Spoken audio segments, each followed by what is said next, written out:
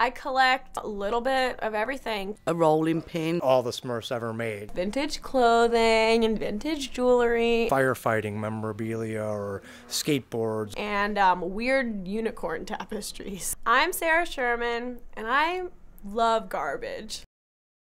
My name is Jason Ostrowski. I've been a collector since I was a little kid. My name's Dana, and we come to the store at least once a week, sometimes twice. It's been twice today.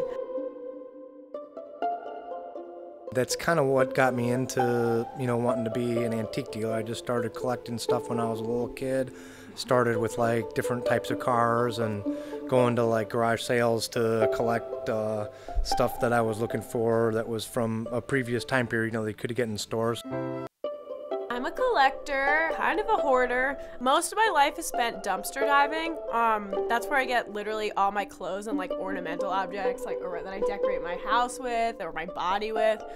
I get all my clothes at vintage stores or like the front dumpster in front of like dollar stores, and it's just like it's better than buying something new, because like when you find something like strewn across the floor or like in this crowded rack of a vintage store, it has like a whole history. People collect because they're emotionally attached to the object. So like the object carries with it like a whole amount of stories. And then I realized that, everything that I was collecting had a story behind it somewhere, like somebody either used it for a long time or it meant something to them. You have to look beyond what it was used for and then think about what it can be used for,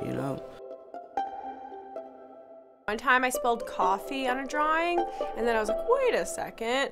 First I was mad, but then I realized it was cool, so then I started like painting with coffee, so then I started and that's a cool like watercolor medium, and then I started exploring like all the different like accidental artworks and like found objects becoming sculptures kind of thing. When I'm looking for like what trash I'm gonna use for like a work of art, like I don't think, well, I know what piece I want to do and I know what kind of material I want to find. I go into it more like I hope I'll come across something that I'm inspired by.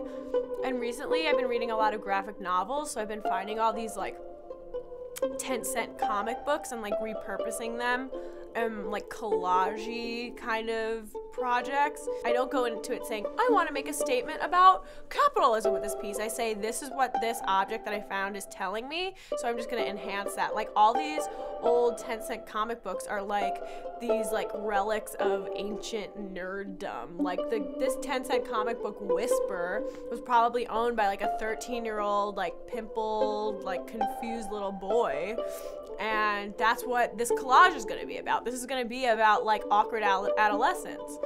It's not just garbage. It's like more than that, because it has like this infinite history of like where it comes from and who interacted with it, and being able to like elevate that on a higher stage and like call it art and like make it even more beautiful is what it's about.